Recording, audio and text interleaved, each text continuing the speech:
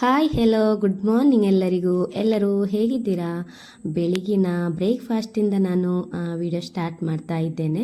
ಇವತ್ತು ಬ್ರೇಕ್ಫಾಸ್ಟಿಗೆ ನಾನಿಲ್ಲಿ ಕಲ್ತಪ್ಪಂ ಮಾಡ್ತಾ ಇದ್ದೇನೆ, ಅಂದರೆ ಕುಕ್ಕರಲ್ಲಿ ಮಾಡ್ತಾ ಇದ್ದೇನೆ ಇವತ್ತು. ಸಿಹಿ ಕಲ್ತಪ್ಪಂ ಅಲ್ಲ ಇದು, ನಾನು ನೋಡಿ ಸಿಹಿ ಅಲ್ಲದ್ದು ಮಾಡ್ತಾ ಇದ್ದೇನೆ. ಯಾಕಂದರೆ ಮಕ್ಕಳಿಗೆ ಬೆಳಿಗ್ಗೆನೇ ಸಿಹಿ ಬೇಡ ಅಂತ ಹೇಳಿ ನಾನು ಈ ಥರದ ಕಲ್ತಪ್ಪಂ ಮಾಡ್ತಾ ಇದ್ದೇನೆ. ಹಾಗೆಯೇ ಇವಾಗ ಅದನ್ನು ಬೇಯಲಿಕ್ಕೆ ಕೂಡ ಇಟ್ಟಿದ್ದೇನೆ. ಇಲ್ಲಿ ಚಹಾ ಕೂಡ ಇಟ್ಟಿದ್ದೇನೆ. ಹಾಗೆಯೇ ನೋಡಿ ಸ್ವಲ್ಪ ಹೊತ್ತಾದ ನಂತರ ಇಲ್ಲಿ ಕಲ್ತಪ್ಪಂ ಕೂಡ ಬೆಂದು ಬಂದಿದೆ. ಇವಾಗ ನಾನು ಇದನ್ನು ಕುಕ್ಕರಿಂದ ನೋಡಿ ಇವಾಗ ತೆಗಿತಾ ಇದ್ದೇನೆ. ತಣ್ಣಗಾದ ನಂತರ ತೆಗಿಬೇಕು, ಇಲ್ಲದಿದ್ದರೆ ತೆಗಿಲಿಕ್ಕೆ ಆಗೋದಿಲ್ಲ. ನೋಡಿ ಇವಾಗ ಇದನ್ನೊಂದು ಸಪ್ರೇಟಾಗಿ ಪ್ಲೇಟಿಗೆ ಹಾಕ್ತಾ ಇದ್ದೇನೆ. ಹಾಗೆಯೇ ಮಕ್ಕಳು ಕೂಡ ಎದ್ದಿದ್ದಾರೆ ಇವಾಗ. ಹಾಗೆ ಕಲ್ತಪ್ಪಂ ಎಲ್ಲ ಕಟ್ ಮಾಡಿ ಎಲ್ಲ ಇಟ್ಟಾದಮೇಲೆ ಮಕ್ಕಳನ್ನು ಹೊರಡಿಸಲಿಕ್ಕೆಲ್ಲ ಉಂಟು. ಆಮೇಲೆ ಅವರಿಗೆ ತಿಂಡಿ ಕೂಡ ಕೊಡಲಿಕ್ಕುಂಟು. ಹಾಗೆಯೇ ನನ್ನ ಮಗನನ್ನು ನಾನಿವಾಗ ಬ್ರಷ್ ಮಾಡಲಿಕ್ಕೆ ಆಮೇಲೆ ಬಾತ್ರೂಮ್ ಎಲ್ಲ ಕರ್ಕೊಂಡು ಹೋಗಿದ್ದೇನೆ. ಬ್ರಷಿಂಗೆಲ್ಲ ಮಾಡಿ ಆದಮೇಲೆ ಅವನಿಗೂ ಕೂಡ ನಾನಿವಾಗ ತಿಂಡಿಯನ್ನು ಇವಾಗ ಕೊಡ್ತಾ ಇದ್ದೇನೆ. ನಿನ್ನೆಯ ಮೀನಿನ ಸಾರಿತ್ತು, ಅದರಲ್ಲೇ ಇವತ್ತು ನಾನು ಅವರಿಗೆ ತಿಂಡಿ ಕೊಡ್ತಾ ಇದ್ದೇನೆ. ಹಾಗೆಯೇ ಮಕ್ಕಳು ಕೂಡ ಸ್ಕೂಲಿಗೆ ಹೋದರು. ನಾನಿಲ್ಲಿ ನಂತರ ಇಲ್ಲಿ ಅನ್ನಕ್ಕೆ ಬೆಂಕಿ ಮಾಡ್ತಾ ಇದ್ದೇನೆ. ಒಂದು ಪಾತ್ರೆ ಎಲ್ಲ ಇತ್ತು ತುಂಬ, ಅದನ್ನು ಕೂಡ ನೋಡಿ ತೊಳೆದೆಲ್ಲ ಹಾಕಿದ್ದೇನೆ. ಹಾಗೆಯೇ ಇವಾಗ ರೈಸಿಗೆ ನೀರನ್ನಿಡುವ. ಹಾಗೆಯೇ ನೀರು ಕೂಡ ಬಿಸಿ ಆಯಿತು. ಬಿಸಿಯಾದ ನಂತರ ನಾನಿಲ್ಲಿ ಅಕ್ಕಿಯನ್ನು ಕೂಡ ಇವಾಗ ತೊಳೆದು ಹಾಕಿದೆ.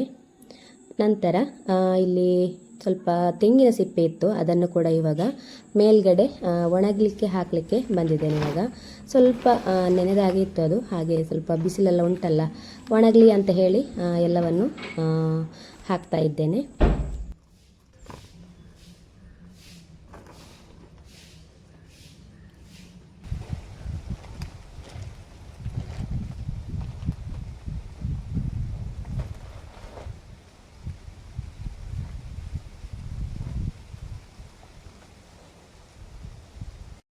ನೋಡಿ ಇಲ್ಲಿ ನನ್ನ ಗುಲಾಬಿ ಗಿಡದಲ್ಲಿ ಎಷ್ಟೊಂದು ಗುಲಾಬಿ ಹೂವಾಗಿದೆ. ನೋಡಲಿಕ್ಕೂ ತುಂಬ ಕ್ಯೂಟಾಗಿ ಉಂಟು. ಹಾಗೆಯೇ ಇನ್ನು ಕೆಳಗಡೆ ಹೋಗುವ. ಹೊರಗಡೆ ತುಂಬ ಬಿಸಿಲುಂಟು, ಅಂದರೆ ಇವಾಗ ಆಟಿ ತಿಂಗಳಲ್ಲಿ ಬಿಸಿಲು. ಒಂದು 10-15 ದಿವಸ ಆಟಿಯಲ್ಲಿ ಇರ್ತದೆ ಬಿಸಿಲು ಒಳ್ಳೆದಾಗಿ, ತುಂಬ ಬಿಸಿಲು ಅಂದರೆ. ಹಾಗೆ ನಾನು ಮದುವೆ ಸೀರೆಲ್ಲ ಉಂಟು, ಅದನ್ನೆಲ್ಲ ಇವಾಗ ಸ್ವಲ್ಪ ಬಿಸಿಲಿಗೆ ಹಾಕುವ ಅಂತೇಳಿ. ಒಳ್ಳೆದಂತೆ ಆಟಿ ತಿಂಗಳ ಬಿಸಿಲಿಗೆ ಮದುವೆ ಸೀರೆ ಎಲ್ಲ ಒಣಗಲಿಕ್ಕೆ ಹಾಕಿದರೆ ಒಳ್ಳೆದಂತ ಹೇಳ್ತಾರೆ.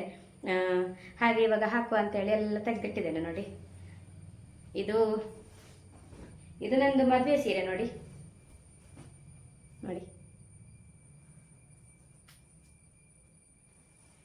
ಹಾಗೆ ಇದು ಕೂಡ ಮದುವೆಯದ್ದೇ, ಅಂದರೆ ಮದುವೆಗೆ ಹಾಕಿದ್ದಲ್ಲ, ಮತ್ತೊಂದು ಮದುವೆಯಲ್ಲಿ ನಂತರ ಫಂಕ್ಷನ್ ಇರ್ತದಲ್ಲ, ಅದಕ್ಕೆಲ್ಲ ಹಾಕಿದ್ದ ಸೀರೆ ನೋಡಿ.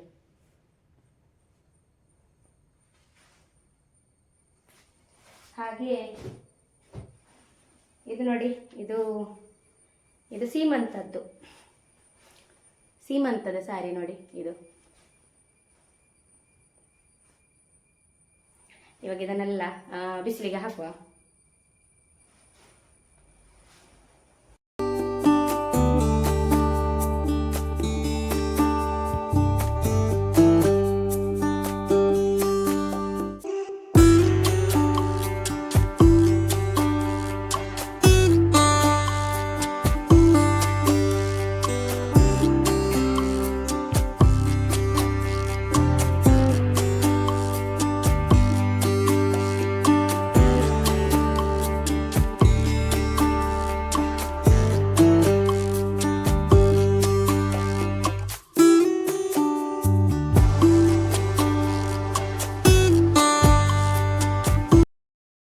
ಹಾಗೆ ಇನ್ನು ಮನೆಯನ್ನು ಸ್ವಲ್ಪ ಗುಡಿಸುವ ಅಂತೇಳಿ ಸ್ವಲ್ಪ ಕಸ ಇತ್ತು, ಹಾಗೆ ಗುಡಿಸ್ತಾ ಇದ್ದೇನೆ. ಗುಡಿಸಿ ಆದ ನಂತರ ಪಾತ್ರೆ ಎಲ್ಲ ತೊಳೆದಿಟ್ಟಿದ್ದಲ್ಲ, ಅದೆಲ್ಲ ನೀರೆಲ್ಲ ಸೋಸಿತ್ತು. ಹಾಗೆ ಅದನ್ನಿವಾಗ ರ್ಯಾಕಲ್ಲಿ ಸೆಟ್ ಮಾಡ್ತಾ ಇದ್ದೇನೆ. ಇನ್ನು ಪದಾರ್ಥ ಮಾಡಬೇಕು ನೋಡಿ. ಬೂತಾಯಿ ಮೀನುಂಟು,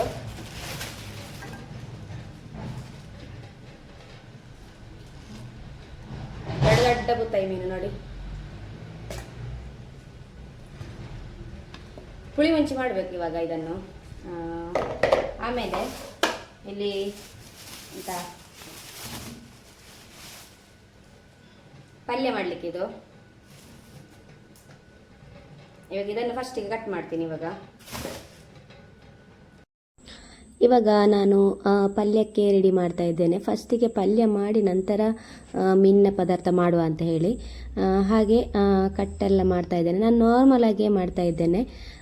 ನೋಡಿ ಇವಾಗ ಕಟ್ ಮಾಡಿ ಕೂಡ ಎಲ್ಲ ಆಯಿತು. ಹಾಗೆಯೇ ಸಿಂಪಲ್ಲಾಗಿ ಒಂದು ಒಗ್ಗರಣೆ ಹಾಕಿ ಅದನ್ನು ಬೇಯಲಿಕ್ಕೆ ಇಡುವ ಅಂತ ಹೇಳಿ.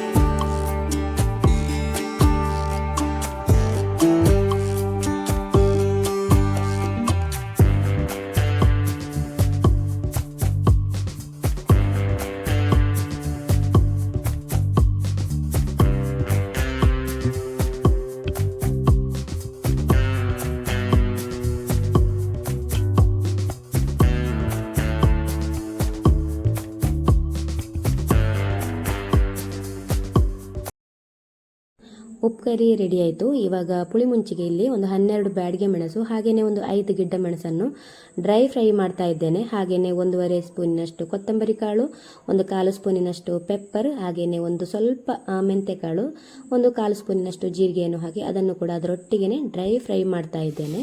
ನೋಡಿ ತಣ್ಣಗಾದ ನಂತರ ನಾನಿಲ್ಲಿ ಗ್ರೈಂಡ್ ಮಾಡಲಿಕ್ಕೆ ಹಾಕ್ತಾ ಇದ್ದೇನೆ. ಹಾಗೆಯೇ ಒಂದು ಅರ್ಧ ಸ್ಪೂನ್ ಅರಿಶಿನ ಪುಡಿ, ಸ್ವಲ್ಪ ಹುಳಿ, ಒಂದು ತುಂಡು ಚಕ್ಕೆಯನ್ನು ಕೂಡ ಹಾಕಿ ಇದನ್ನು ಇವಾಗ ನೈಸಾಗಿ ಗ್ರೈಂಡ್ ಮಾಡ್ತಾ ಇದ್ದೇನೆ. ಹಾಗೆಯೇ ನೋಡಿ ಬೆಳ್ಳುಳ್ಳಿ ಕೂಡ ಹಾಕಿದ್ದೇನೆ. ಇವಾಗ ಇನ್ನು ಮೀನನ್ನು ಕ್ಲೀನ್ ಮಾಡಿ ಎಲ್ಲ ತರುವ.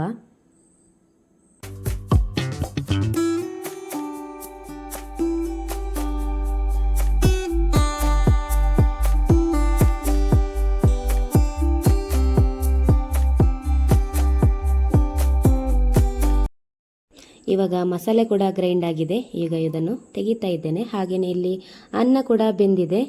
ಇದನ್ನು ಕೂಡ ಇವಾಗ ಸೋಸ್ಲಿಕ್ಕೆ ಇಡುವ. ಹಾಗೆಯೇ ಪುಳಿ ಮುಂಚಿಗೆ ನಾನಿಲ್ಲಿ 1 ಈರುಳ್ಳಿ, ಹಾಗೆಯೇ 1 ತುಂಡು ಶುಂಠಿ, ಹಾಗೆಯೇ 2 ಕಾಯಿ ಮೆಣಸು, ಹಾಗೆಯೇ 1.5 ಟೊಮೆಟೊವನ್ನು ಕೂಡ ಇವಾಗ ಕಟ್ ಮಾಡ್ತಾ ಇದ್ದೇನೆ.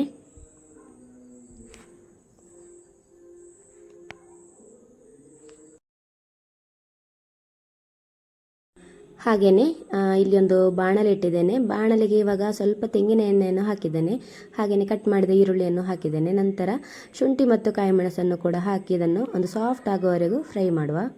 ನೋಡಿ ನಂತರ ಇದಕ್ಕೆ ಮಸಾಲೆಯನ್ನು ಹಾಕ್ತಾ ಇದ್ದೇನೆ. ನೋಡಿ ನೀರೆಷ್ಟು ಬೇಕು ಅಷ್ಟು ಹದ ಮಾಡಿದರೆ ಆಯಿತು, ಜಾಸ್ತಿ ನೀರೇನು ಹಾಕಲಿಕ್ಕಿಲ್ಲ. ನೋಡಿ ಇವಾಗ ಹದ ಆಗಿದೆ. ಇವಾಗ ಇದಕ್ಕೆ ನಾನು ಟೊಮೆಟೊವನ್ನು ಹಾಕಿ ಇದನ್ನು ಇವಾಗ ಮುಚ್ಚಿ ಒಂದೊಳ್ಳೆ ಕುದಿ ಬರಲು ಇಡುವ. ನೋಡಿ ಇವಾಗ ಕುದಿ ಬರ್ತಾ ಉಂಟು. ಇವಾಗ ಇದಕ್ಕೆ ರುಚಿಗೆ ಬೇಕಾಗುವಷ್ಟು ಉಪ್ಪನ್ನು ಇವಾಗ ಹಾಕ್ತೀನಿ ನಾನು. ಹಾಗೆ ಒಮ್ಮೆ ಮಿಕ್ಸ್ ಮಾಡಿದ ನಂತರ ಇದಕ್ಕೆ ಮೀನನ್ನು ಹಾಕುವ. ನೋಡಿ ಮೀನಂತೂ ಸೂಪರಾಗಿ ಉಂಟು. ಒಳ್ಳೆ ಮೊಟ್ಟೆ ಇರುವ ಬೂತಾಯಿ ಇದು. ನೋಡಿ ಮೀನೆಲ್ಲ ಹಾಕಿದ ನಂತರ ಒಮ್ಮೆ ಇದನ್ನು ಮಿಕ್ಸ್ ಮಾಡುವ. ಜಾಸ್ತಿ ಮಿಕ್ಸ್ ಮಾಡಲಿಕ್ಕೆ ಹೋಗೋದು ಬೇಡ, ಸ್ವಲ್ಪ ಜಸ್ಟ್ ಈ ಥರ ಮಾಡಿದರೆ ಸಾಕು. ನೋಡಿ ಇನ್ನು ಇದನ್ನು ಮುಚ್ಚಿಡುವ. ಇನ್ನೊಂದು ಒಳ್ಳೆ ಕುದಿ ಬರಲಿದು. ನೋಡಿ ಇವಾಗ ಮೀನು ಹಾಕಿದ ನಂತರವೂ ಕೂಡ ಒಂದು ಒಳ್ಳೆ ಕುದಿ ಬಂದಿದೆ. ಇವಾಗ ಮೀನು ಕೂಡ ನೋಡಿ ಒಳ್ಳೆ ರೀತಿಯಲ್ಲಿ ಬೆಂದಿದೆ. ಇವಾಗ ಇದಕ್ಕೆ ಸ್ವಲ್ಪ ಉಪ್ಪು ಕಮ್ಮಿ ಇತ್ತು, ಉಪ್ಪನ್ನು ಕೂಡ ನಾನು ಇವಾಗ ಹಾಕಿದ್ದೀನಿ. ಹಾಗೆಯೇ ಸ್ವಲ್ಪ ಕರಿಬೇವಿನ ಎಲೆ, ಹಾಗೆಯೇ ಲಾಸ್ಟಿಗೆ ಸ್ವಲ್ಪ ತೆಂಗಿನ ಎಣ್ಣೆಯನ್ನು ಮೇಲ್ಗಡೆಯಿಂದ ಹಾಕ್ತಾ ಇದ್ದೇನೆ. ಹಾಗೆಯೇ ಇಲ್ಲಿ ನೋಡಿ ಸೀರೆ ಕೂಡ ಸ್ವಲ್ಪ ಒಣಗಿತ್ತು. ಹಾಗೆಯೇ ಅದನ್ನು ಕೂಡ ಇವಾಗ ತೆಗೆಯುವ ಅಂತೇಳಿ. ಆನಂತರ ನಾನು ಸ್ವಲ್ಪ ಬಟ್ಟೆ ಒಗೆದಿದ್ದೆ, ಅದನ್ನು ಕೂಡ ಇವಾಗ ಒಣಗಲಿಕ್ಕೆ ಹಾಕ್ತಾ ಇದ್ದೇನೆ. ನೋಡಿ ಒಳ್ಳೆ ಬಿಸಿಲು ಮಾತ್ರ, ಮಳೆಗಾಲ ಅಂತಲ್ಲಿ ಅನಿಸೋದೇ ಇಲ್ಲ. ಇವಾಗ ಊಟದ ಟೈಮ್ ಆಯಿತು. ಇಲ್ಲಿ ನೋಡಿ ಪುಳಿ ಮುಂಚಿ ಅಂತೂ ಸೂಪರ್ ಆಗಿದೆ. ಇವಾಗ ಟೇಸ್ಟ್ ನೋಡುವ. ಈ ಪುಳಿ ಮುಂಚಿ ರೆಡಿಯಾಗಿದೆ. ಇವಾಗ ಟೇಸ್ಟ್ ನೋಡಿ ಹೇಳ್ತೀನಿ ಹೇಗೆ ಬಂದಿದೆ ಅಂತ ಹೇಳಿ.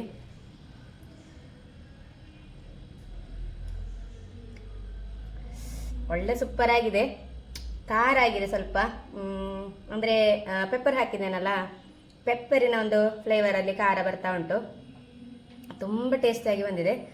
ಹಾಗೆ ಮೀನು ಕೂಡ ಒಳ್ಳೆದುಂಟಿದು, ಅಂದರೆ ಪಸೆ ಇರುವ ಮೀನು ಅಂತ ಹೇಳ್ತೇವಲ್ಲ, ಪಸೆ ಇರುವ ಬುತಾಯಿ ಅಂತೇಳಿ, ಹಾಗೆ ಇದು ಪದಾರ್ಥ ಕೂಡ ಒಳ್ಳೆ ಸೂಪರಾಗಿ ಬಂದಿದೆ. ಖಂಡಿತ ನೀವು ಕೂಡ ಈ ರೆಸಿಪಿಯನ್ನು ಟ್ರೈ ಮಾಡಿ ನೋಡಿ, ಆಮೇಲೆ ಕಮೆಂಟ್ ಮಾಡಿ ಹೇಳಿ ಯಾವ ರೀತಿ ಬಂದಿದೆ ಅಂತೇಳಿ. ಅಷ್ಟು ಸೂಪರಾಗಿ ಬರ್ತದೆ. ಓಕೆ, ನಾನಿನ್ನು ಊಟ ಮಾಡ್ತೀನಿ.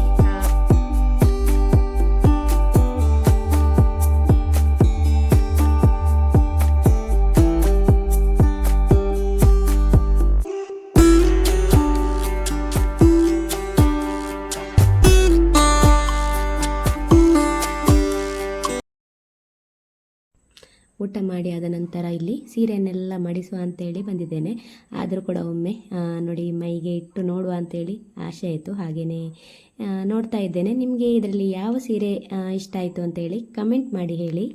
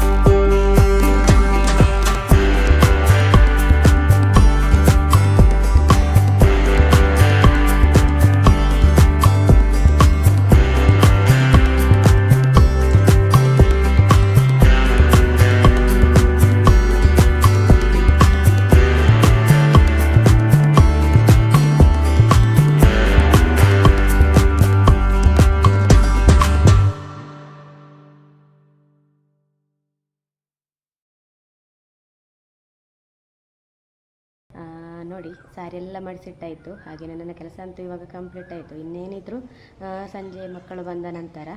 ಹಾಗೆ ನಾನು ನಿನ್ನೆ ಯೂಟ್ಯೂಬಲ್ಲಿ ಒಬ್ಬರ ವೀಡಿಯೋ ನೋಡ್ತಾ ಇರ್ತೀನಿ, ಅಂದರೆ ನೋಡ್ತಾ ಇರ್ತೇನೆ ಅವರದ್ದು ಒಮ್ಮೊಮ್ಮೆ. ಹಾಗೆ ನಿನ್ನೆ ಕೂಡ ಅವರ ವೀಡಿಯೋ ನಾನು ನೋಡಿದೆ.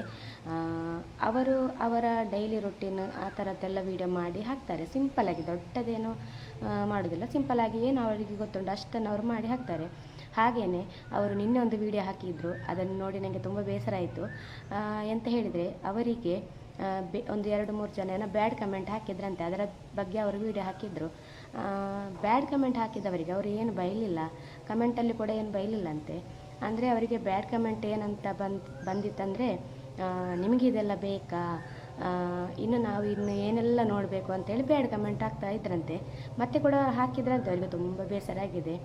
ಅವರು ಎಷ್ಟು ಕಷ್ಟದಿಂದ ವೀಡಿಯೋ ಮಾಡ್ತಾರೆ, ಅಲ್ಲದಿದ್ದರೆ ಅವರಿಗೆ ಏನು ಪ್ರಾಬ್ಲಮ್ ಇರ್ಬೋದು. ಒಂದು ವೀಡಿಯೋಕ್ಕೆ ಯಾರು ಸುಮ್ಮನೆ ಮಾಡೋದಿಲ್ಲಲ್ಲ ಯೂಟ್ಯೂಬಲ್ಲಿ. ಏನಾದರೂ ಒಂದು ಅದರ ಹಿಂದೆ ಒಂದು ಅವರಿಗೂ ಕೂಡ ಏನಾದರೂ ಒಂದು ಎಂತಾದರೂ ಇರ್ತದಲ್ಲ, ಹಾಗೆ ಮಾಡ್ತಾರೆ ಅವರು ಕೂಡ. ಅದಕ್ಕೆ ಇವರು ಬ್ಯಾಡ್ ಕಮೆಂಟ್ ಹಾಕೋದು. ಯಾಕೆ ಬ್ಯಾಡ್ ಕಮೆಂಟ್ ಹಾಕೋದು? ಏನಾದರೂ ಅವರು ಸಣ್ಣ ಪುಟ್ಟ ವೀಡಿಯೋ ಮಾಡಿ ಹಾಕ್ತಾರೆ. ನಿಮಗೆ ನೋಡಲಿಕ್ಕೆ ಇಷ್ಟ ಇಲ್ಲದಂದರೆ ನೋಡಬೇಡಿ. ಯಾಕೆ ಹಾಗೆಲ್ಲ ಮಾಡಿ ಅವರ ಮನಸ್ಸನ್ನು ನೋಯಿಸೋದು? ಅವರು ಹೇಳುವಾಗ ಉಂಟಲ್ಲ, ತುಂಬ ಬೇಸರ ಆಯಿತು ನನಗೆ. ಹಾಗೆ ನಾನು ಕೂಡ ಹೇಳೋದಾಗೆ ಕಮೆಂಟ್ ಮಾಡುವವರಿಗೆ ನೋಡಿ ಹಾಕಿ, ಒಬ್ಬರ ಪರಿಸ್ಥಿತಿಯನ್ನು ಅರ್ಥ ಮಾಡಿ ಹಾಕಿ. ಒಟ್ರಾಸಿ ನೀವು ಹಾಕೋದಲ್ಲ. ಬ್ಯಾಡ್ ಕಮೆಂಟ್ ನಮಗೂ ಕೂಡ ಹಾಕ್ಬೋದು. ಎಷ್ಟೋ ಜನರು ಇದ್ದಾರೆ ಬ್ಯಾಡ್ ಕಮೆಂಟ್ಗೆ ಅರ್ಹರಾಗಿರುವವರು ಎಷ್ಟೋ ಜನ ಇದ್ದಾರೆ. ಆದರೂ ಕೂಡ ನೀವು ಅಂಥ ಜನರಿಗೆ ಏನು ಮಾಡೋದಿಲ್ಲ. ಅಂಥ ಜನರ ವಿಡಿಯೋವನ್ನು ನೋಡ್ತೀರಿ, ಸಪೋರ್ಟ್ ಮಾಡ್ತೀರಿ, ಎಲ್ಲ ಮಾಡ್ತೀರಿ. ಹಾಗೆ ಎಲ್ಲಿಯಾದರೂ ಕೆಲವು ಅಂದರೆ ಮಿಡಲ್ ಕ್ಲಾಸಿನವರು ಜಾಸ್ತಿ ಅವರು ಮಾಡ್ತಾರೆ. ಅವರಿಗೆ ಪಾಪ ಗೊತ್ತಿರೋದಿಲ್ಲ, ಅವರಿಗೆ ಎಷ್ಟು ಗೊತ್ತುಂಟು ಅಷ್ಟು ಮಾಡ್ತಾರೆ. ಆದರೂ ಕೂಡ ನೀವು ಸಪೋರ್ಟು ಮಾಡದಿದ್ದರೂ ಕೂಡ ಅವರಿಗೆ ಮನಸ್ಸಿಗೆ ನೋವಾಗುವಂಥದ್ದು ಏನೂ ಹೇಳಬೇಡಿ. ಮಾಡಲಿ ಪಾಪ, ಏನಾಗ್ತದೆ, ಅವರೇನು ಬೇಡದ್ದೇನು ಮಾಡೋದಿಲ್ಲಲ್ಲ. ಹಾಗೆ ನಾನು ಕೂಡ ಹೇಳೋದಷ್ಟೇ, ನೋಡಿ ಅರ್ಥ ಮಾಡಿ ಏನಾದರೂ ಕಮೆಂಟ್ ಹಾಕಿ ಅಂತೇಳಿ. ಇಷ್ಟೇ ನನಗೆ ಕೂಡ ಹೇಳಲಿಕ್ಕಿರೋದು. ನನಗೆ ತುಂಬ ಬೇಸರ ಆಯಿತು ಅವರು ಒಂದು ವಿಡಿಯೋ ಮಾಡಿ ಹಾಕುವಾಗ. ಅವರು ನನಗೆ ಮನೆ ಇಲ್ಲ ಅಂದರೆ ಮನೆ ಉಂಟು, ಅವ್ರ ಹಸ್ಬೆಂಡ್ ಮನೆಯಲ್ಲಿದ್ದಾರಂತೆ. ಆದರೂ ಕೂಡ ಹಸ್ಬೆಂಡ್ ಮನೆಯಲ್ಲಿ ಅವರಿಗೆ ತುಂಬ ಕಷ್ಟ ಏನೋ ಇರಬೇಕು. ಹಾಗೆ ಅವರು ನನಗೊಂದು ಮನೆ ಆಗಬೇಕು ಅಂತ ಹೇಳಿ ನಾನು ಯೂಟ್ಯೂಬಿಗೆ ಬಂದಿದ್ದು ಹಾಗೆಲ್ಲ ತುಂಬ ಹೇಳಿದರು. ನನಗಂತೂ ತುಂಬ ಬೇಸರ ಆಯಿತು. ಹಾಗೆ ನೀವು ಕೂಡ ಅರ್ಥ ಮಾಡಿ ಯಾರಾದರೂ ವೀಡಿಯೋ ಹಾಕಿ. ಹಾಗೆಯೇ ನನ್ನ ವೀಡಿಯೋವನ್ನು ಕೂಡ ನಾನು ಇಲ್ಲಿಗೆ ಎಂಡ್ ಮಾಡ್ತಾ ಇದ್ದೇನೆ. ನಿಮಗೆ ಏನಾದರೂ ವೀಡಿಯೋ ಇಷ್ಟ ಆದರೆ ಲೈಕ್ ಮಾಡಿ, ಅದೇ ರೀತಿ ಕಮೆಂಟ್ ಮಾಡಿ, ಹಾಗೆಯೇ ಶೇರ್ ಮಾಡಿ, ಸಬ್ಸ್ಕ್ರೈಬ್ ಮಾಡಿ ಅಂತ ಹೇಳ್ತಾ ನೆಕ್ಸ್ಟ್ ವೀಡಿಯೋದಲ್ಲಿ ಸಿಗ್ತೀನಿ. ಅಲ್ಲಿವರೆಗೂ ಎಲ್ಲರಿಗೂ ಬಾಯ್ ಬಾಯ್.